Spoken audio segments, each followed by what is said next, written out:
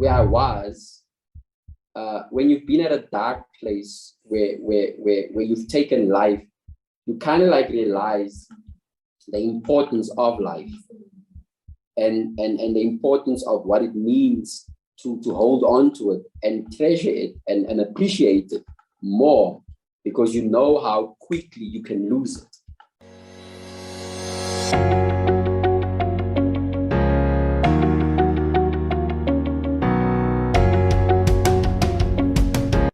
Hello, my name is Donald, and welcome to the #1 media company, WorldView. At WorldView, we explore everyone's perspectives on all things that can broaden our worldview. Today, we're going to chat with Witbooi.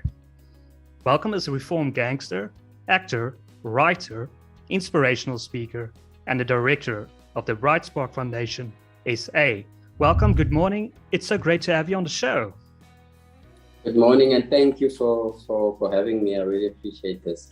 So welcome. I'm looking forward to this conversation. First question, you have quite an unusual first name. What is the story behind that? You know, that's kind of like interesting, because every time I go to the shop and I buy something, the lady at the counter always says to me, "You're welcome." And I always reply to her saying, "Yes, I am." And so she always looks at me like, this guy is weird.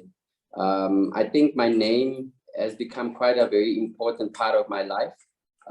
My grandmother misunderstood the conversation between my parents after my birth, when my father said to my mom, "You will be welcomed into the family." And when the doctor asked if they decided on a name already, my grandmother responded and said, "I overheard them saying welcome." So it just stuck with me. And so my grandfather tried fixing it by giving me a second name, which was Dennis.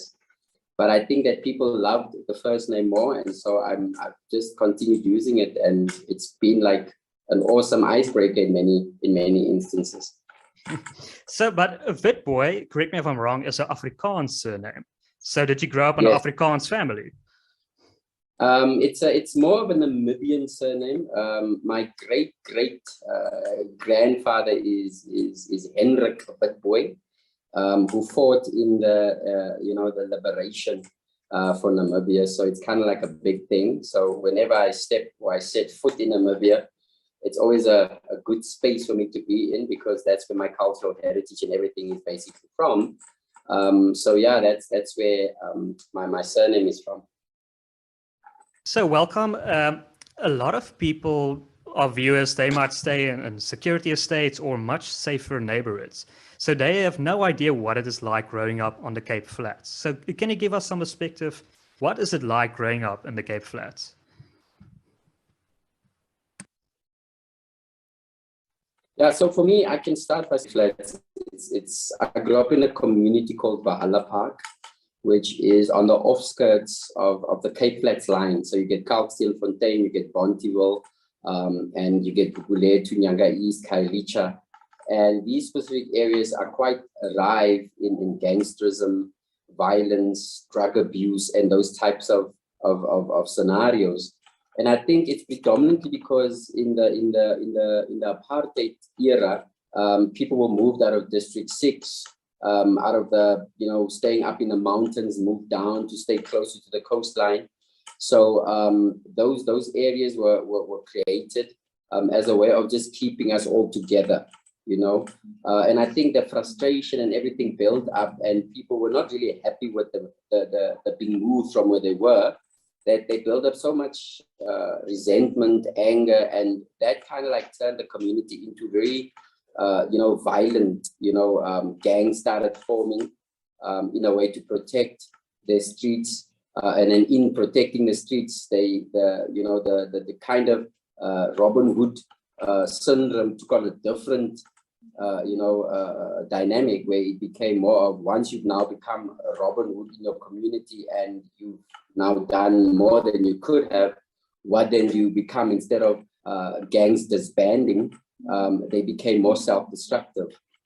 So I come from a community called Valhalla Park, which is predominantly, as I said, gang infested. So for me, it became more of growing up in that environment, not having a lot of choices. It's either I become a drug dealer, I become a drug pusher, or in a way, I also join the rest of what's happening in the community, or end up either in prison or end up dead. But the choices were quite minimal growing up in a Cape Flats community. So what is the process like joining a gang? How does one join a gang? I think for me, it started off in a sense that, as men, you grow up in an environment where you want to become a man, where you want to be seen, where you want to be accepted. And I think for me, it was that part. I was 12 years old when I joined the gangs. I felt the need to belong.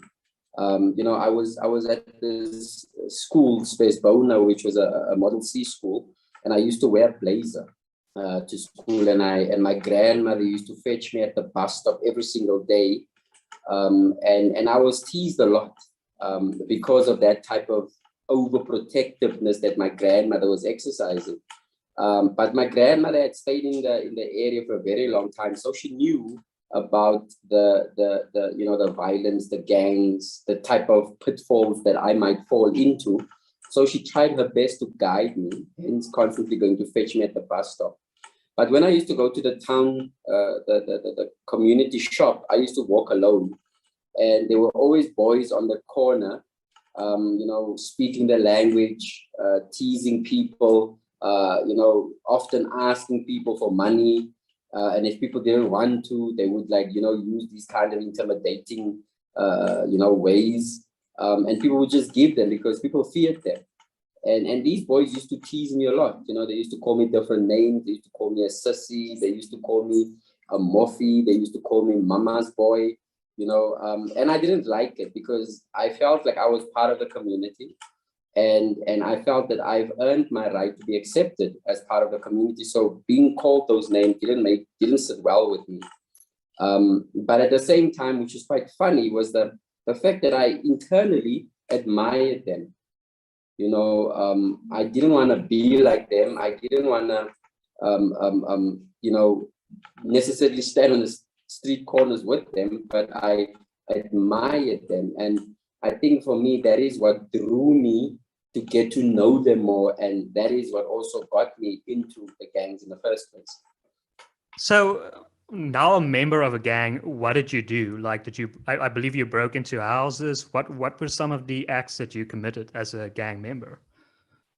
It's funny enough because growing up in a very conservative family, with my father constantly working and always being busy, my mom trying her best, my grandmother being the kind of like real caregiver and kind of like support to me, having to change my upbringing to a point to try and fit in with my new friends was kind of like the real that was the real make it or break it of me at that specific moment. I mean, I wanted these guys to accept me, so I was prepared to do anything to be accepted by them. And so walking with them, standing with them, and they used to break in a lot. So they started teaching me breaking into houses, stealing, they started teaching me how to rob people, how to use a knife. So I kind of like, in a way, didn't really like who I was becoming. But at the same time, I also knew that if I had not done and become part of them, I would not really be, identified as part of the community. I mean, number one, the girls loved these guys. The community looked up to them. They were the talk of the town. And me going to school wearing my blazer wasn't really fun. I do believe that as I was initiated into the gang, I was once told that gang members saw education as a tool of the white man to keep us captive, to enslave us, to make them their tool. So therefore, we need to liberate ourselves from that. And the way of doing that was to take from people that had, to show them that we were in control, which obviously at this specific moment, growing up and becoming more wiser, because the older you become, the more wise you become. You kind of like understand it was just a lie to keep you there. But those were the sacrifices that I made as a young boy. I mean, at 12 years old, what did I know? I was naive, I was stupid, I was foolish, I was easily influenced. And that is how I, progressed and lived my life. And as you climbed the ranks, all of a sudden you were told that you now had to kill someone. Can you tell us that story? Yeah, for me, it was like, when you get into a kind of a place in your life where you think that, you're going to be just chilling here, you're just going to be sitting here and, reaping the benefits of being part of a gang, not realizing that it becomes more intense. So from housebreaking, now it becomes robbery. And sometimes when a person does not want to give over what you're taking from them, you are sometimes forced to stab them, and to a point where you stab them fatally. So for me, at this point where I've been in the gangs since as I started at 12, I was now 14, and getting to the age of them accepting me for who I was. They finally gave me this, they called me and said, welcome, you've been with us for quite a while now. We think it's time for you to be fully initiated into the gang. And for me, I was like, but I've always walked with you. I've always done things with you. I've always thought that I was part of it already. And they said, no, there are levels to being part of this gang. Where you were was just like the introduction level. In order for us to know that you're with us, we need to test your loyalty. We need to test your compliance with the rules and who we are as a gang. And that meant solidifying the relationship. And I asked, what does it mean? So they said, so tonight we're having a meeting, and in this meeting, we are going to give you a rite of passage. That is where you're going to become a man. So at the age of 15, 16, I was like really excited, because I was like, okay, tonight I'm going to become a man. I did not know what it meant. I did not have an idea of what they meant, but all I knew was like I was finally getting noticed. I was finally getting recognized. So that sense of wanting to belong was coming to fulfillment. And that was the only thing that was important to me. I wasn't listening to my grandmother. I wasn't listening to my parents. I wasn't listening to my teachers. I was a straight A student. I never had problems at school. I was like completely focused. And for the first time, I felt like I didn't want to be at school anymore. I wanted to be with these guys. I wanted to belong here because I felt a sense of purpose. And as I stepped into that circle that evening, this man stepped up to me and he handed me a white cloth and he said I should open it. And as I opened the white cloth, it was I remember it was a snub nose 38 special, and it had 8 bullets. And he said, this is you becoming a man. This is your tool that you are going to be given, and that we are giving you, trusting you to use it wisely. And when instructed to use it, for the cause of the gang. And for me, it was like, wow, these guys were trusting me, because for the first time, I now finally had my own gun, and I've always seen it in movies. I've always admired it, and I've always thought, what it would be like to just literally have one. And now I was being given this, and I could tell you the how powerful I felt the moment I touched it was remarkable. It was like in my hand, I had the power to take life. And it was really that weird kind of feeling. And they said, okay, now that you've been given this is your license. This is what makes you belong to us. You are going to step out. And in order to solidify and strengthen the relationship and your loyalty to us, you're going to have to take a life, and it was like, for me, it was like, okay, I don't know what it meant. I didn't know what it meant. I didn't know what the complications or consequences of that would be, but I felt quite safe. I felt that I could trust them. And that is where my journey actually started.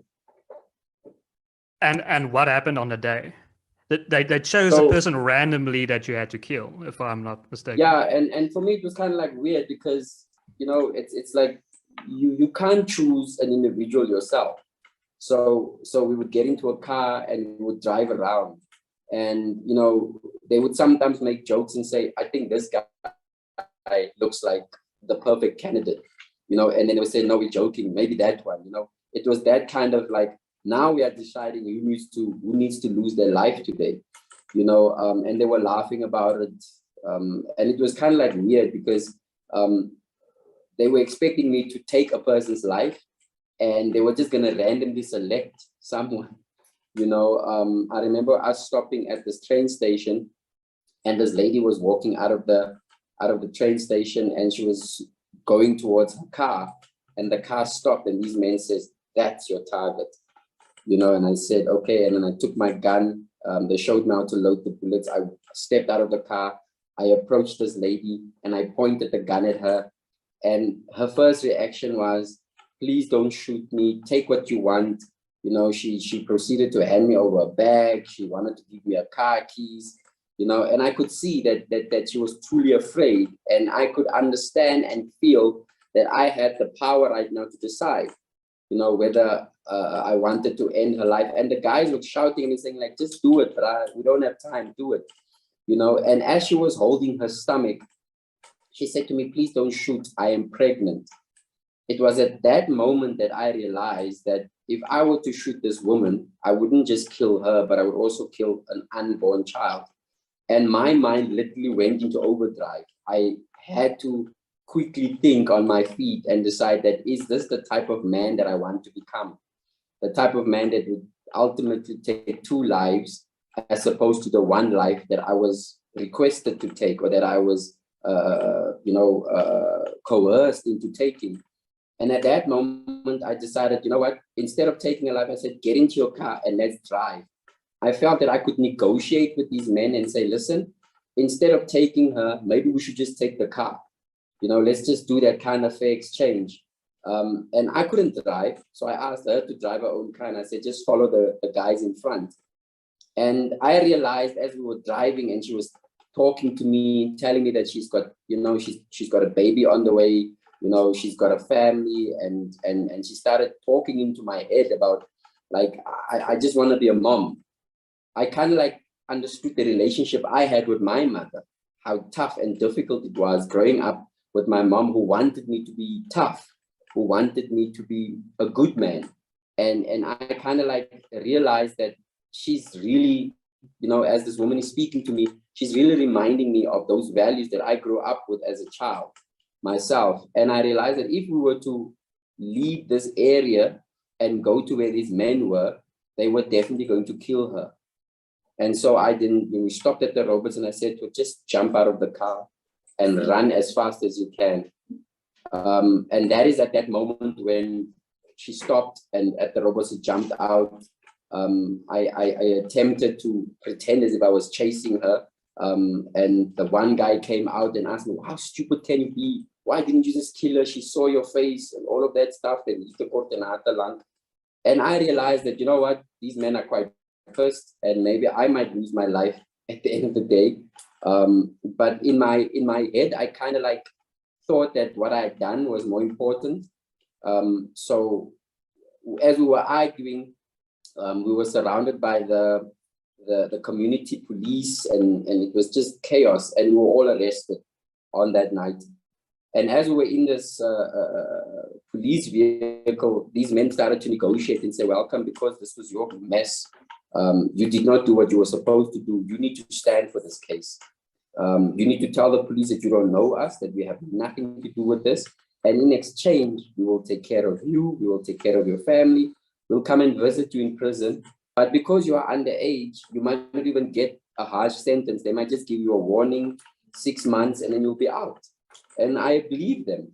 You know, I truly did. Have you ever met the woman that you were supposed to kill again? Have you ever seen her again? Which was quite interesting, you know, when I went back to court and I had told the judge that I had not known these men. She was there to testify. So she had to tell the judge what had actually happened.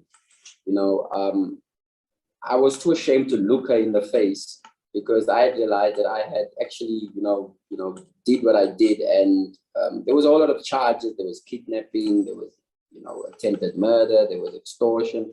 All of these things were brought into the court. And when I looked at her at that moment, you could see that visibly she was pregnant because her stomach was much bigger, and her husband was sitting by her, and I could see that he was furious, he was angry, and I felt the shame, this guilt coming over me. And as much as I really wanted to talk to her, I couldn't, because in the courtroom sat members of the gang as well. So I had to put up this facade of I'm still in control of the situation, knowing very well that I wasn't. Just to answer your question, I didn't have the chance to talk to her at that moment. But later on, as the story progresses, you'll see how it ends. So as I told the judge that I didn't know these men and that I took this case upon myself, thinking that I was going to get like 2761 IB, which was a correctional supervision for 6 months because of my age, I was actually given 23 years. I remember I was 17 years old when I was sentenced. And I remember that everything, like my hearing, my sense, I couldn't even stand at the shock of being given so many years. People started making jokes and saying by the time you come out of prison, welcome cars would be flying. They were telling me in 2023, they were making jokes and all of that. And my grandmother was very disappointed. My parents did not come to the court, not once, to any of my hearings. So as I went into the prison, my clothes were taken and I was given this green uniform and black shoes and a blanket and a pair of pajamas, pushed into a cell. I realized that my life was getting real. I realized that I was in a place right now that I never could have prepared myself for. And that's when you joined the numbers gang, where you said the right word, or you just found the right word that you had to say.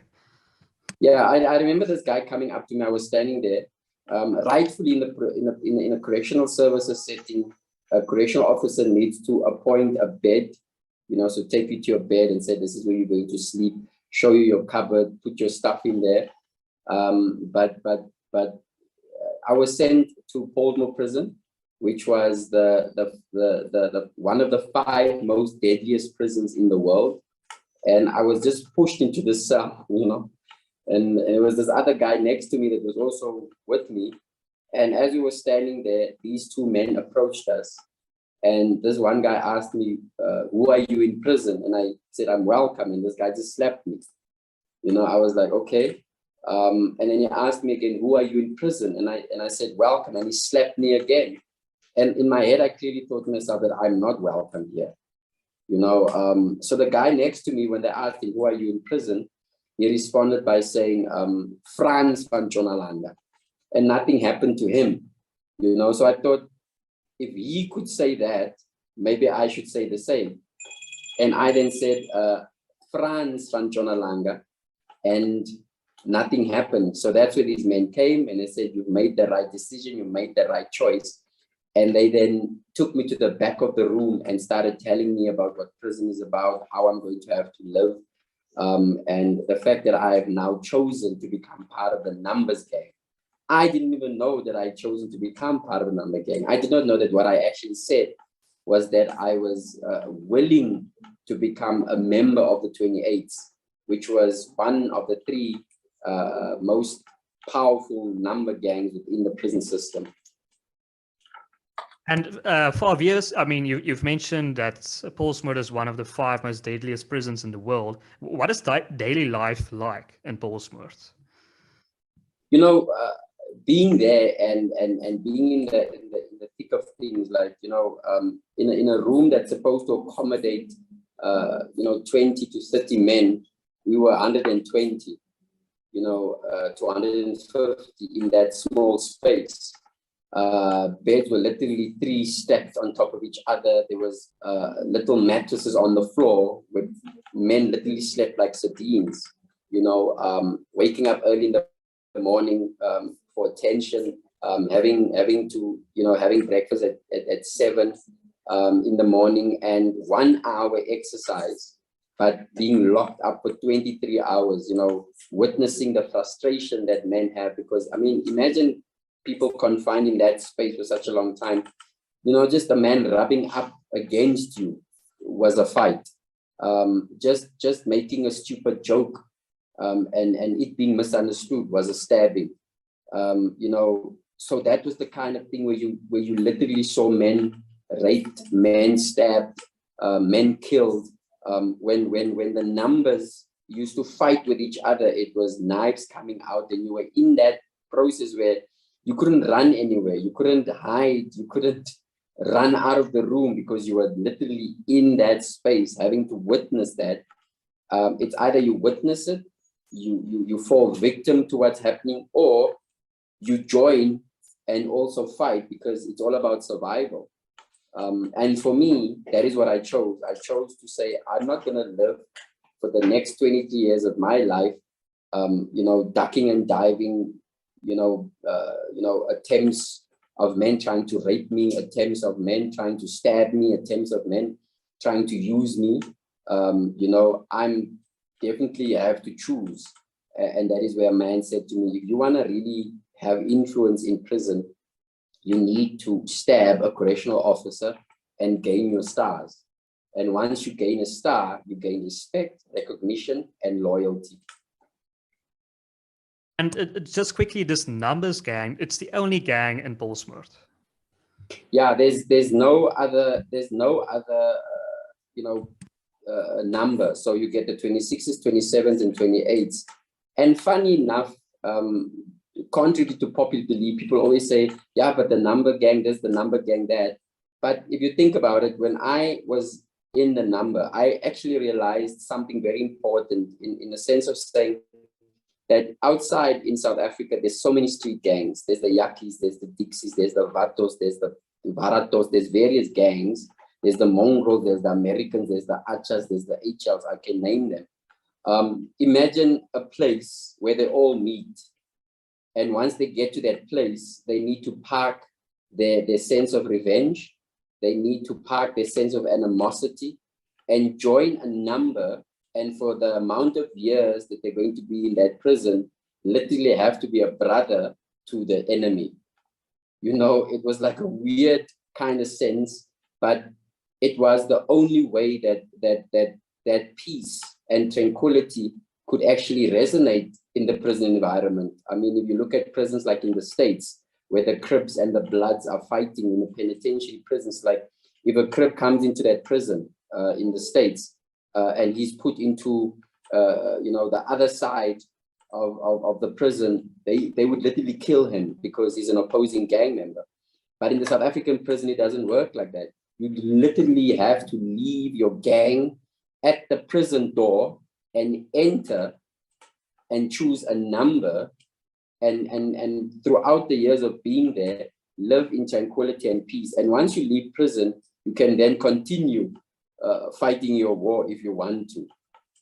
But for me, I felt like that was the only positive spin of the number within the prison environment. Other than that, it would have been chaotic, it would have been chaos if the number did not exist. Okay, so now you were told that you have to kill a policeman or police guard to gain some rank. So what's the story behind that? Yeah, so what would happen is the number was more of you join the number because it allows you and it protects you. So it's kind of like a safety. So it kind of like took me back to where I was outside, when I was still growing up as a boy, joining the gangs at the age of 12. So it took me back there saying, I've done this outside, now I have to do it again. It's like when you go to, in grade 7, you are the head boy, you are the it. But then you go to high school and then you have to start all over again, So for me, it was that kind of thing. It's like now I've gone from outside being in the street gang Now I'm in prison, I have to join the prison gang, and the rules are very different, but yet the modus operandi is the same, is that you need to take a life in order to belong. You need to take a life in order to be respected. You need to take a life in order to affirm your loyalty. So it was the same thing all over again. And when they told me about the process, they said, we're going to give you a knife. We're going to show you the correctional officer that you need to stab. It was the same thing all over for me, because I couldn't choose a correctional officer. They would choose a correctional officer for me. They would say, that's the one that we want you to target.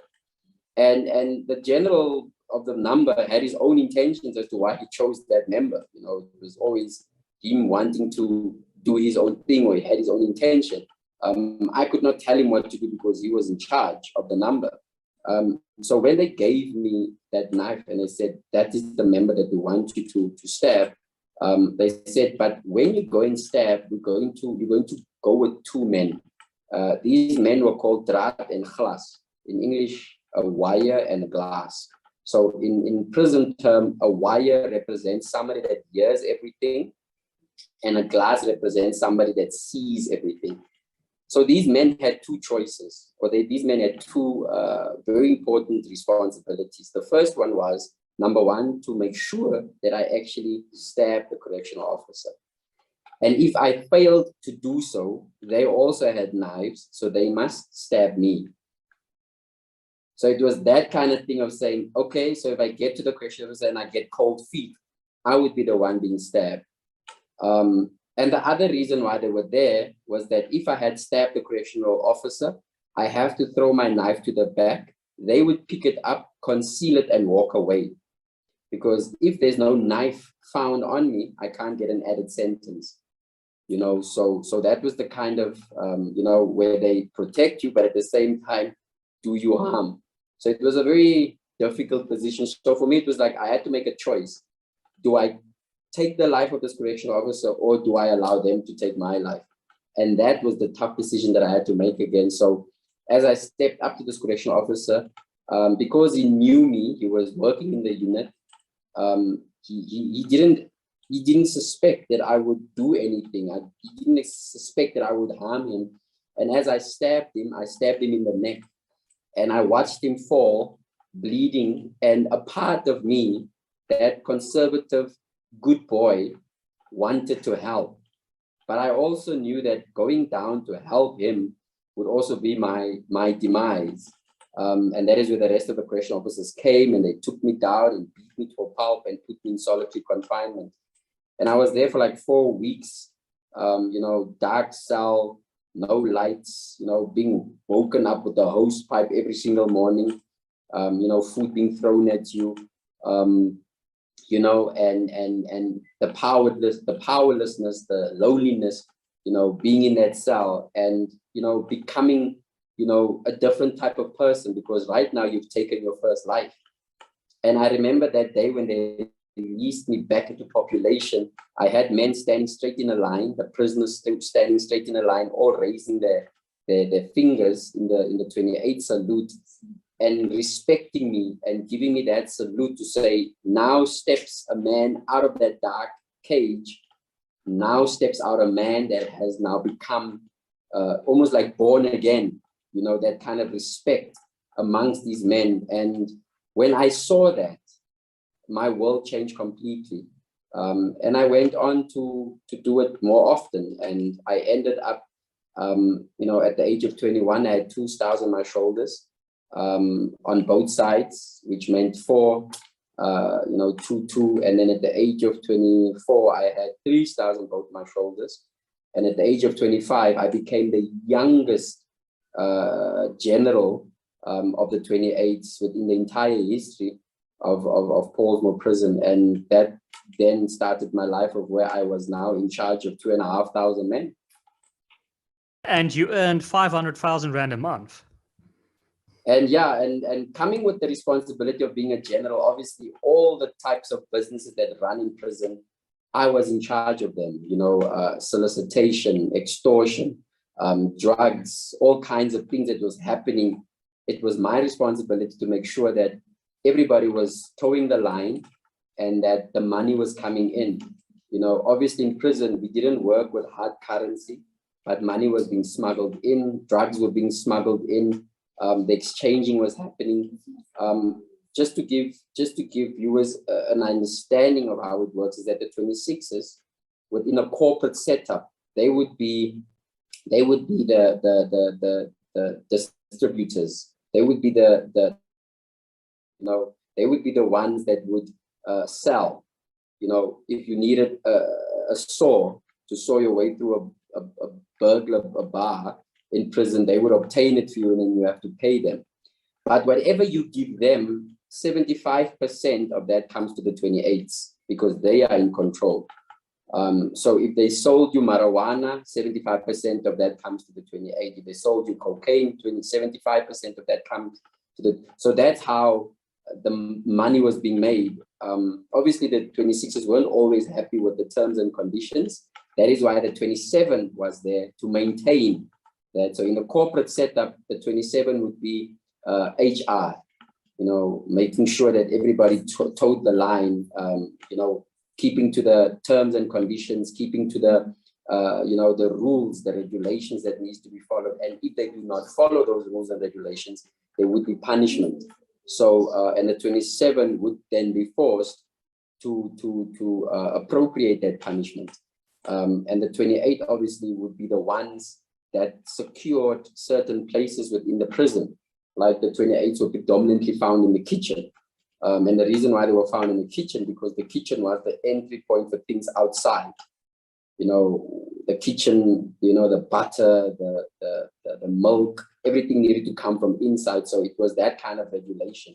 The 26ers were predominantly in the corridors and in the offices because they need to be the runners in the corridors selling the stuff. You know, so that was the kind of dynamic. And the prison, that was the lay of the land. That's how it works. And then you decided to leave the gang. What happened there? You know, I was sitting in the courtyard and these gang members were sitting there. And like I said, being a general at young age, I was very naive. As I said, I didn't know how to wield that kind of leadership, you know, so I made a lot of stupid mistakes and all of that. But at the same time, I also learned a lot. So as I was sitting outside and I was surrounded by my men, these two men were sitting in front of me and they were having a conversation.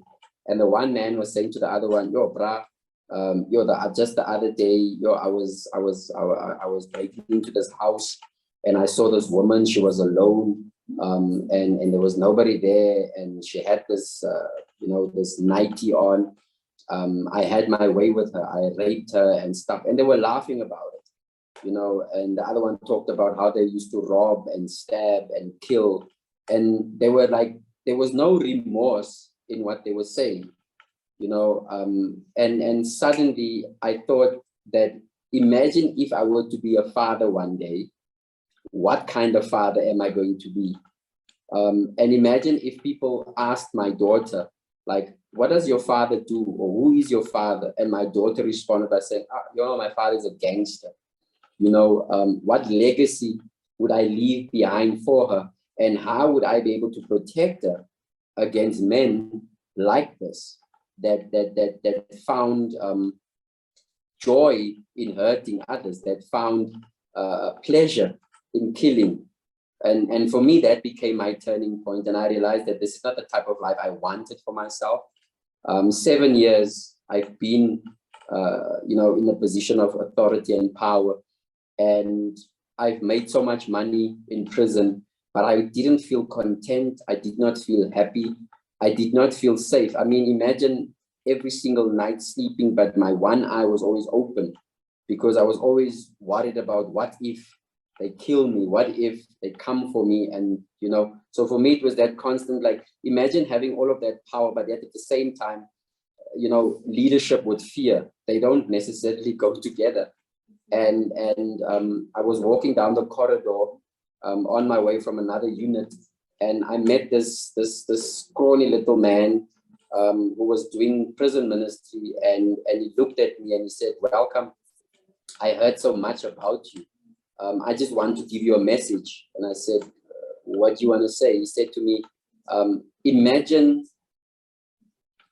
you using this power, this leadership, for a totally different reason. You know, imagine how you could bring people together in a different way than in a violent manner. I didn't understand what he meant at that moment. But for me, that week suddenly became a week of real introspection, questioning whether I still wanted to be this person. And I decided not to. I decided that I'm done. I'm stepping out. I'm retiring. And that's when all hell broke loose. But why do you think it is that these individuals lost their humanity and you did not? After all, you came through the same system. So why did you decide this is bad, this is terrible, but they started to enjoy it? What do you think? How did this happen? I think for me, I've always had the notion of believing that no one is born bad. No child comes out of a mother's womb holding a knife or a gun. We are all born with a part of us that reminds us that we are internally, we are good people. But it's just that our circumstances and the choices that we sometimes make often lead us to make a certain decision that ends up either in the, as I always say, either you end up in the boardroom or you end up in prison, or you end up in a coffin. You have that kind of decision that you need to make. So for me, I think that I had, when I'm thinking about it, and remember the promise these men made, saying to me that if I go to prison, they'll come to me, they'll visit me, they'll support me. None of them came, by the way. None of them ever visited me, by the way. None of them even contributed to me while I was in prison. None of them even supported my family outside, by the way. So it was just lies. The only person that came to me while I was in prison was my grandmother. The very person that I did not want to listen to. When she was telling me to stop my nonsense, I was telling her, you don't tell me, I know what I'm doing. She was the only person that was coming to me. So her visiting me, I remember I was moved to so many prisons, Hellerstroom, Brandvlei, Drakensberg. I was never kept in one prison. And her coming to visit me at all of those prisons kind of reminded me of the fact that she really saw the good in me. I remember when she came there and I had stabbed another correctional officer and she couldn't see me. She waited until they brought me out. She refused to leave, and she used to say to me that I'm praying for you, I'm thinking about you, I'm rooting for you. You're gonna come out of this place. You're not gonna die in here. So I think it's that I had this one person in my corner that believed in me. And I think that every child that loses their way in life needs that kind of support, needs that one person that can really believe in them and say that I see you, I feel you, and I believe that no matter what mistakes you've made, I'm standing here in support of you. No judgment, no ridicule. You can make it. And for me, that is what kept my humanity intact. If I didn't have my grandmother, I don't think that I would have survived prison. That's so fascinating. But yeah, so welcome. So you decided to leave the gang. How did you manage to do that? So it's protocol that when a general wants to step down, that other generals from other prisons needs to come and have a sitting. It's called an open circle. And what happens is that in the circle, the general that wants to retire needs to enter the circle naked, which is quite funny because generals are very paranoid because it was 4 generals from 4 other prisons. So their first point of paranoia is Welcome is inviting us to Pollsmoor and he's going to kill all 4 of us and he's going to run our prisons, So in order for that not to happen, he needs to step into the circle completely naked, meaning that he's not hiding a knife, and an entire prison room needs to be cleared so that these 4 generals can have a room to themselves. So you need to move 150 prisoners into other rooms because these generals cannot sleep in a room filled with other offenders because they are highly protected individuals. And calling them to the prison also requires a lot of planning, preparation, and permissions, that goes as high up as the Minister of Correctional Services, because he needs to approve their transport to the prison. So having them there is like a great honor, because now you have an opportunity to actually lay your story in front of them and tell them why you want to leave. So the protocol is 2 of the generals serve as judges. So they stand in front of you. And then the other 2 stand behind you, and they are the ones that they are the executioners. So once again, they both have knives. So as you're standing in the middle, the 2 judges looking in front of you, and the other 2 judges, the other generals, which are the executioners, behind you. So if the decision is not favorable, the 2 judges, the 2 generals behind must stab you where your kidneys are, twist the knives, pull it out, and you'll bleed out for 5 minutes. And then you die because they did not agree to let you go. But the most fascinating thing about that death is that for 8 days, if you're 28, for 8 days, the prison is on lockdown. They sing songs about you. They think about all the things that you've done. They reminisce about you for 8 days. Just like imagine, for 8 days, that's what happens. Everybody's like, wow, Welcome was the best general. Welcome was this. Welcome was that. The people are burning toilet paper. People are burning this. People are burning sheets. It's just a feast. And then after the 8 days, your colonel steps into the position to become the next general. And after that, you are forgotten. And for me, it was like, imagine like your legacy was 8 days long.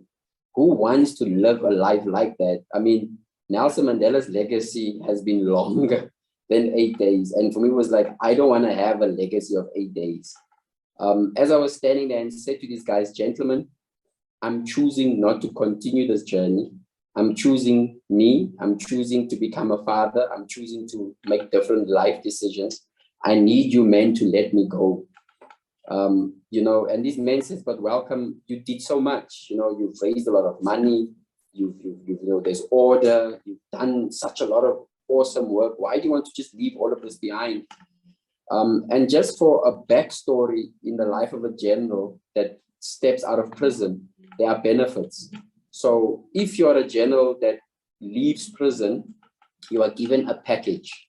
So the package, let's say, like with me, 500,000 Rand a month, the money that I make in prison is given to a board of trustees. It's called the council. So these men take the money and they use it for whatever reasons. But from that money, you get a percentage that's put away for you.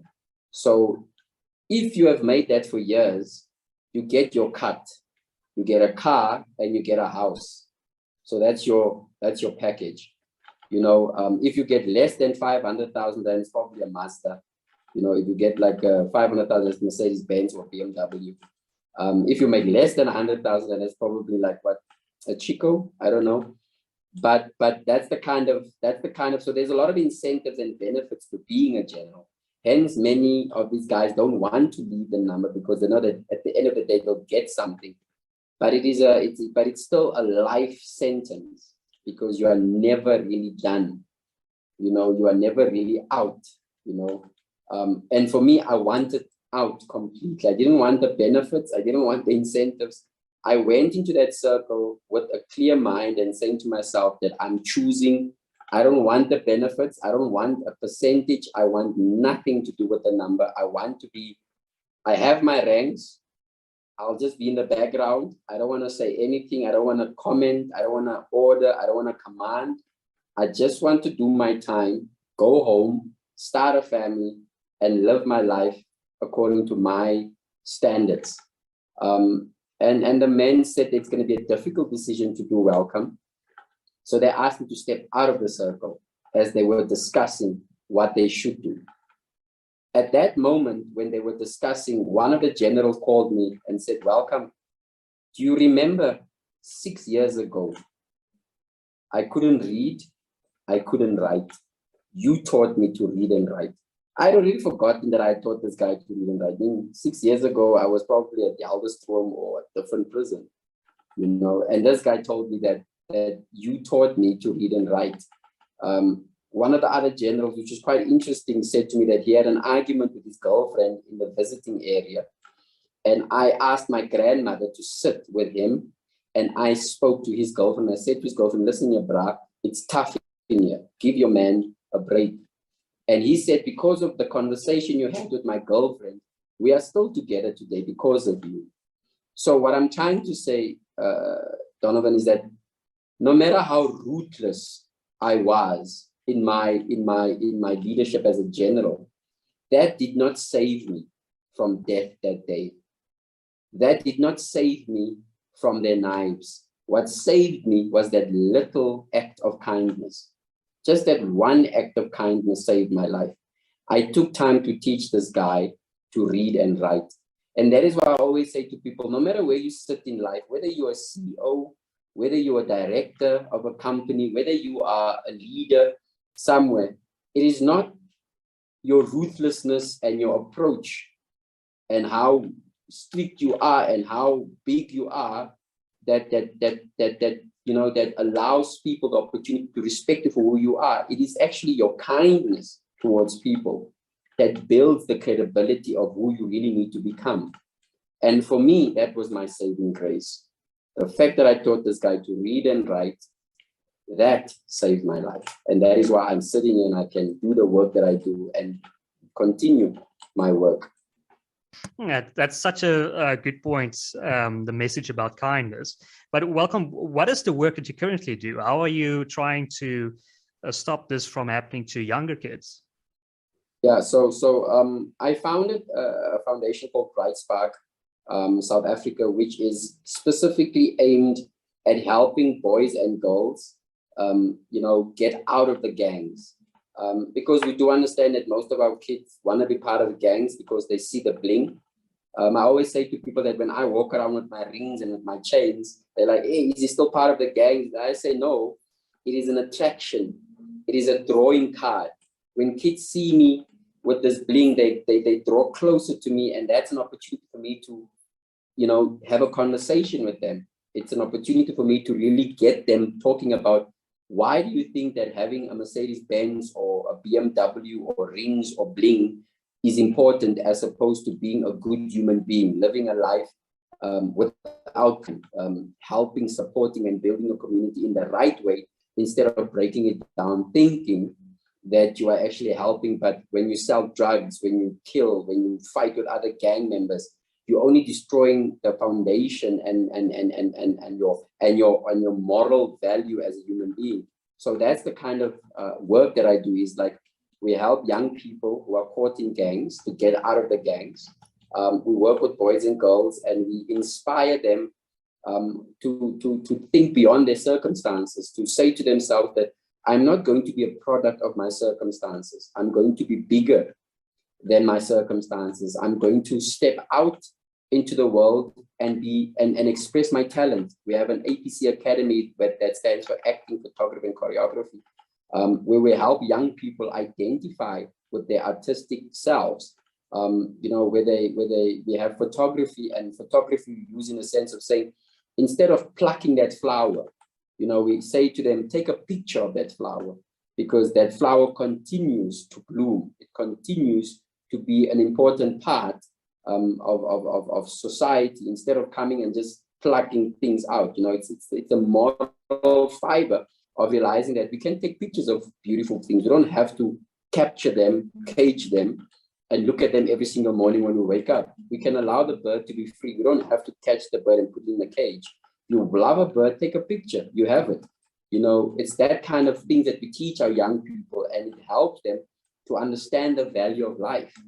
And I think for me, where I was, when you've been at a dark place where you've taken life, you kind of like realize the importance of life and the importance of what it means to hold on to it and treasure it and appreciate it more, because you know how quickly you can lose it. You know, so we teach our kids the value of life but also serving others as opposed to just serving yourself. So that's what the foundation does. We have boy circles, we have girl circles. We work with kids that are predominantly coming from only mother-headed households or only father-headed households. But we work with kids that are really struggling to make sense of their circumstances and supporting them to become better citizens and not choosing to become part of gangs or joining gangs or choosing crime. So that's the work we do. Yeah, that sounds amazing, and I wish you all the best. But welcome, I see our time is running out. Thank you so much for this interview. This has been an amazing perspective. I want to give you one last opportunity to add, plug, or say anything that you want to. Yeah. So, I mean, as I always say, I want to specifically talk to parents out there, especially fathers. You know, we're going through a lot with our boys. You know, there's a lot that our kids are going through. Fathers, please be more present and available in your child's life. Parents, pay close attention to the friends that your children have, and don't just, you know, take it for granted. Appreciate them, support them, journey with them, and be involved in their lives. That's what I can say to parents. And be kind to one another. Absolutely, and who can disagree with that? Well, thank you, welcome. Thank you so much to our viewers. If you've made it this far, you'll most certainly enjoy this content. Please consider liking this video, sharing it as widely as possible, and subscribing to our channel. My name is Donald, and you've been watching WorldView.